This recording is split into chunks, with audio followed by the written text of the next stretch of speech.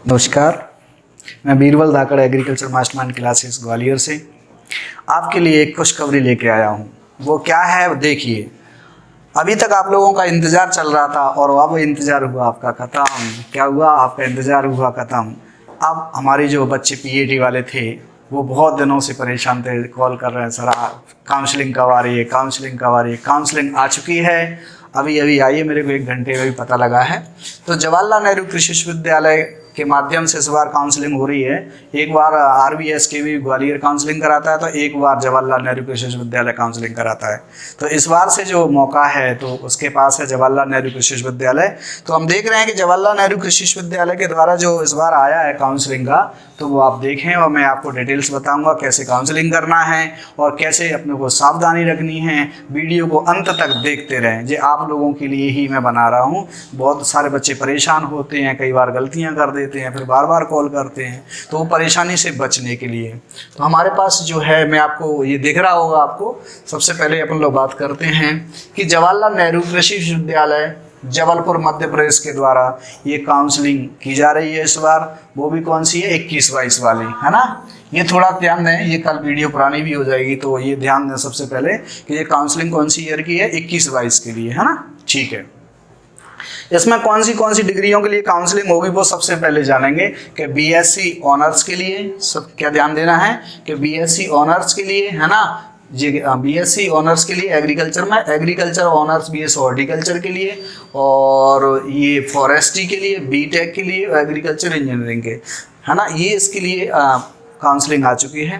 Professional examination board Madhya Pradesh Bhopal द्वारा आयोजित प्रवेश परीक्षा पीएटी 2021 के घोषित परिणामों के आधार पर जवाहरलाल नेहरू कृषि विश्वविद्यालय राजमाता विजयाराजे सिंधिया कृषि विश्वविद्यालय प्रवेश के इच्छुक समस्त उम्मीदवार, समस्त छात्र जो उम्मीदवार हैं, जो शर्त रखते हैं उसके साथ में मेरिट के आधार पर, है ना, दिए गए श्रेणीवार प्राप्तांक और उसके अधिक प्राप्तांकों को समस्त छात्रों को तालिका क्रमांक 12 में दर्शाए गए क्रम अनुसार ऑनलाइन कैंपस काउंसलिंग इंटरनेट के माध्यम से घर पर या शहर गांव से वेबसाइट नंबर JNKVB पर, है ना, या फिर RBSKVB पर या क्रिप्स onlineservice.com के माध्यम से ये कर सकते हैं। चलो ठीक है, ये अपने उन्होंने दिए हुए निर्देश थे वो अपने पढ़ लिए। कुल मिला के ये है कि कितनी तारीख से, तारीख देख लेता है जरा यहाँ पर।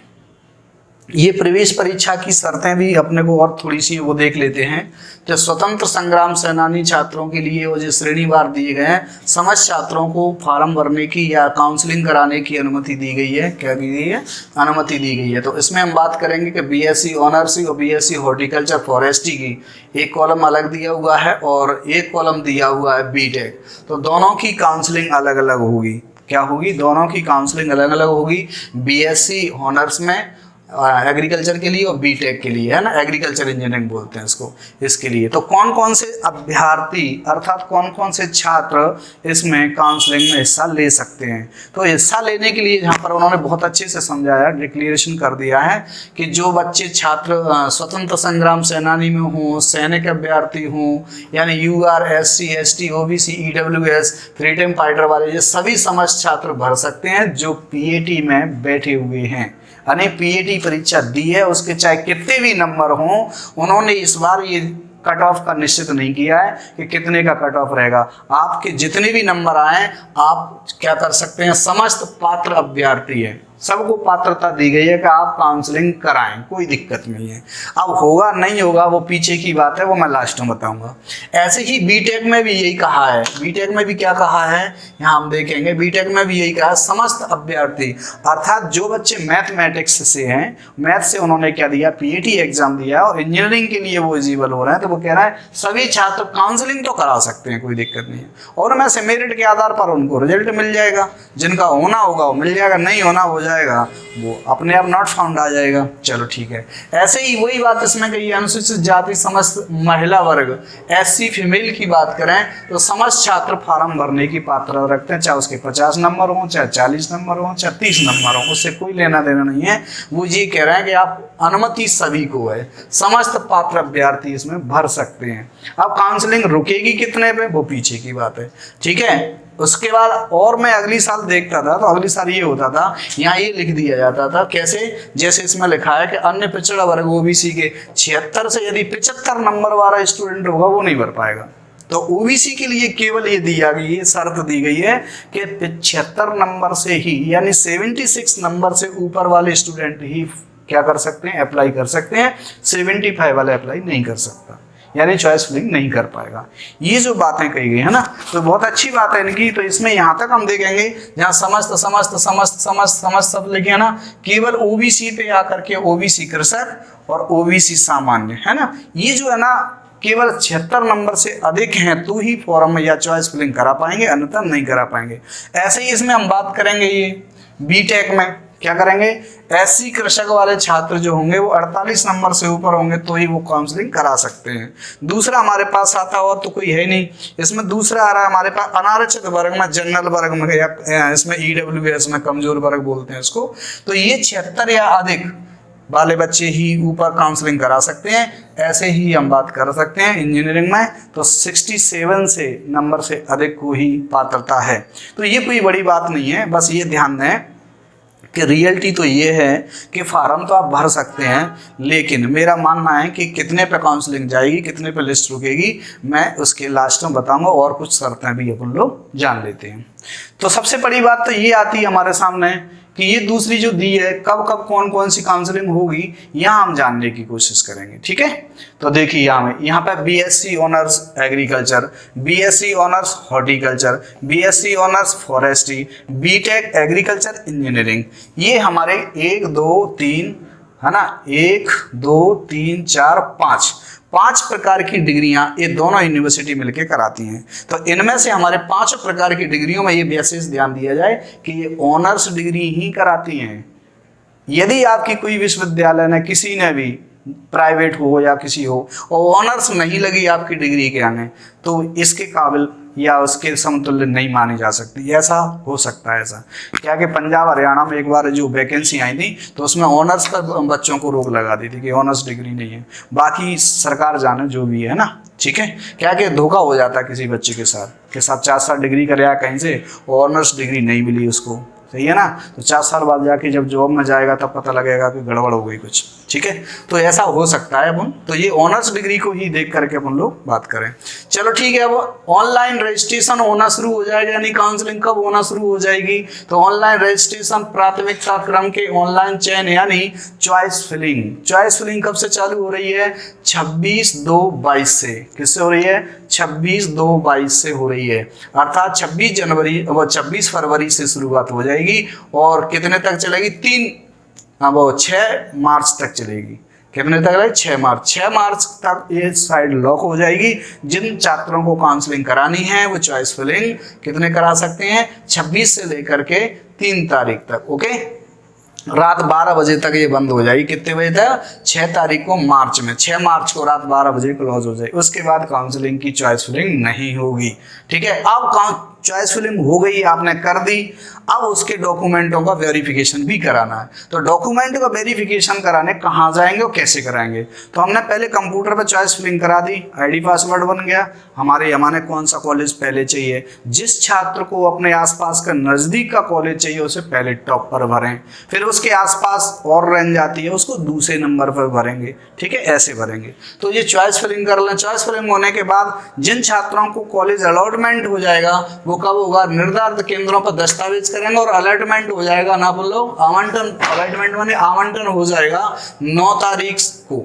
ठीक है, 9 तारीख से 13 तारीख में आप अपने अलॉटमेंट लेकर के आपको कॉलेज मिला है तो आपके कॉलेज जो चॉइस फिलिंग करी उसके अनुसार कॉलेज मिल जाएगा, तो आपका नाम आ जाएगा। और आपने आईडी पासवर्ड डाल के देखा नहीं मिला तो इसका मतलब हमारा सिलेक्शन नहीं हुआ, ये मतलब होता है नॉट फाउंड लिखा आ जाएगा। जैसे ही हमारे पास चॉइस फिलिंग होने के बाद हमारे पास अलॉटमेंट मिल गया, तुरंत अपने सभी डॉक्यूमेंटों के जो वेरीफाई कराए थे कॉलेज उनको लेकर कहाँ पहुंचेंगे, कॉलेज जहां हमें ये कॉलेज मिला था, है ना। तो इसके लिए हम लोग सीट लॉक का भी कर सकते हैं यहाँ यहाँ पर शुल्क आंशिक शुल्क भुगतान भी कर सकते हैं। तो नेट पे जाएं और उसे क्या कर सकते हैं, सीट लॉक भी कर सकते हैं। तो 9/3 से चालू हो जाएगी सीट लॉकिंग का काम, कितने 13 तारीख तक 12 बजे तक। ओके, उसके बाद आमंत्रित कॉलेज में जो शेष फीस बची है उसको लेकर के पहुंचे और अपने ओरिजिनल डॉक्यूमेंट जमा करें या छाया प्रति जमा करें और आपकी पढ़ाई शुरू करें। ओके, ये है यहाँ से पूरा सिस्टम। तो यहाँ से कुछ चीज़ें और हैं वो आप समझ लेते हैं, कुछ बातें और कही गई हैं यहाँ पर, तो वो और समझ लेते हैं क्या की गई है और क्या क्या चीज़ें हैं।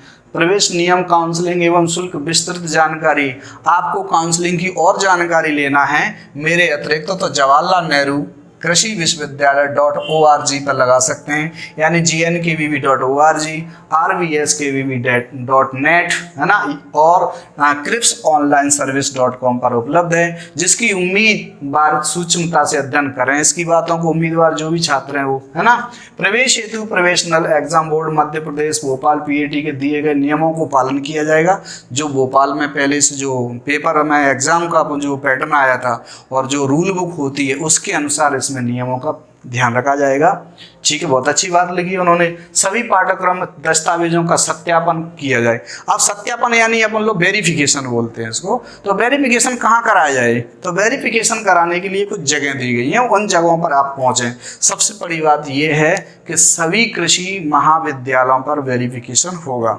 आप किसी भी महाविद्यालय, किसी भी विश्वविद्यालय, एग्रीकल्चर वाली और किसी पे नहीं, जो एग्रीकल्चर की हैं उन पर। उसके अतिरिक्त भी कुछ अनुसंधान केंद्र भी दें जहां बच्चों को दूरी ना पड़े। तो आंचलिक अनुसंधान जबलपुर में भी दिया, एक चंदनगांव में भी दिया, छिंदवाड़ा में भी दिया है ना। क्षेत्रीय अनुसंधान पे भी वो जा सकते हैं जहां नाम दिया है उन्हीं का। ऐसा नहीं है कि किसी भी अनुसंधान केंद्र पे आप पहुंच जाएं, ऐसा नहीं है ना। तो जब हम पहुंच जाएंगे यहाँ पर वेरिफिकेशन करा लिया है, पेमेंट सीट द्वारा उन्हीं अभ्यर्थियों को, हाँ ये बात और कही गई है कि पेमेंट सीट उन्हीं छात्रों को मिलेगी जिन्होंने PAT का फॉर्म भरते समय पेमेंट सीट में यस किया होगा, है ना, या फिर हाँ किया है, तो उनको पेमेंट सीट अलॉटमेंट हो सकती है ना, मिलेगी। यदि किसी ने पेमेंट नहीं यस किया PAT का फॉर्म भरते समय, यदि अब वो चाहता है कि मुझे पेमेंट मिल जाए, अब कुछ नहीं हो सकता है। और दूसरी बात, वे अभ्यर्थी जिन्होंने OBC, ST, SC, EWS ये कार्ड उनके पास है और आपने यस नहीं किया तो भी नहीं मिलेगा। यानी जो PAT में जो शर्तें हैं वही शर्तें यहाँ लागू होंगी, ये है इनका मानना। ओके, चलो ठीक है। तो प्रोफेशनल मध्य प्रदेश भोपाल तो 21 प्रारूप वांछनीय दी है पूरी डिटेल्स, और जो प्रमाण पत्र हैं आपको वो प्रस्तुत करने होंगे। उसमें दिया है कि आवश्यक प्रमाण पत्रों की रंगीन छाया प्रति। रंगीन छाया प्रति का मतलब क्या है, सीधी सीधी कलर फोटोकॉपी, है ना। रंगीन छाया प्रति क्या कही है, रंगीन छाया प्रति का भी वेरिफिकेशन होगा, तो उन्हीं प्रमाण पत्रों के साथ में अपन लोग अपने पास जमा करना आवश्यक होगा। ये कही है आवश्यक प्रमाण पत्रों की रंगीन छाया प्रति महाविद्यालय में प्रवेश के समय का, वो प्रवेश के समय कही गई है ना, जमा करना हो। अब दिया अपग्रेडेशन विकल्प का केवल प्रथम चक्र में ही शामिल होगा। ये चीज यदि समझ में नहीं आती तो ये समझ लो क्या है ना। ये साधारण बात तो आप समझ जाएंगे, लेकिन अपग्रेडेशन आपकी पहुंच से दूर है। तो अपग्रेडेशन होता क्या है वो समझ लो। आपने अपनी चॉइस फिलिंग करोगे नेट पर जा करके, तो सबसे पहले आप डालोगे अपने किसी कॉलेज का। मान लो मैं एक उदाहरण ले लेता हूं कि मुन्ना नाम के लड़के ने चॉइस फिलिंग करनी है, तो वो क्या कर रहा है, सबसे पहले उसने ग्वालियर का डाल दिया, फिर बगल में उसके पास टीकमगढ़ आ गया, ऐसे क्रमवार से उसने पूरे कॉलेज भर दिए।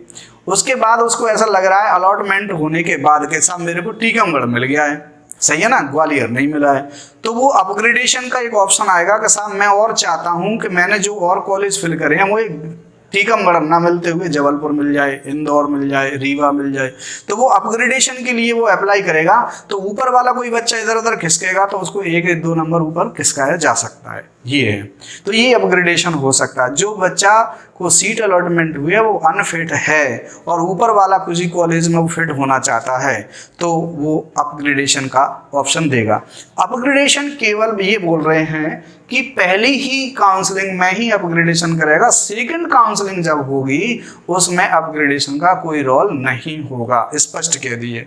अपग्रेडेशन विकल्प केवल प्रथम चक्र में ही शामिल होगा, फर्स्ट काउंसलिंग में ही अपग्रेडेशन का ऑप्शन होगा, ठीक है। उसके बाद ये प्रथम चक्र की काउंसलिंग जब पूरी हो जाए, नहीं फर्स्ट काउंसलिंग जब पूरी हो जाए और उसके बाद महाविद्यालयों में कुछ सीटों पे बच्चे नहीं पहुंचे हैं तो कुछ सीटें खाली रह जाएंगी, तो उसे अपन लोग भरने के लिए दूसरी काउंसलिंग करेंगे। इसमें स्टूडेंट को लगभग कुछ नहीं करना होता है। दूसरी काउंसलिंग में अपने आप ही सीटों खालों को अलॉटमेंट कर दिया जाता है, जो नंबर नीचे वाले बच्चों को, इससे डायरेक्टली लड़कों के पास मैसेज आ जाता है और वो दूसरी काउंसलिंग के लिए संपर्क बनाए रखे। इस पर वेबसाइट को भी देखते रहे, हम लोगों से भी संपर्क कर सकता है, किसी भी कोचिंग संस्थान से भी संपर्क कर सकता है कि अपग्रेडेशन के बाद या वो क्या नाम सेकेंड काउंसलिंग के बाद क्या स्थिति बनी है, तो वो देख सकता है उसको। ठीक है ना।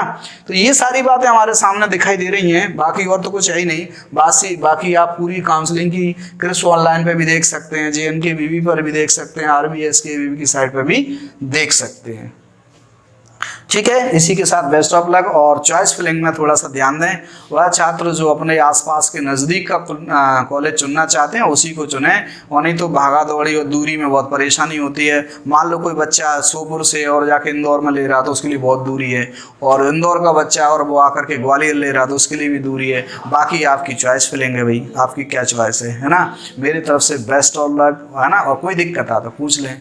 Thank you.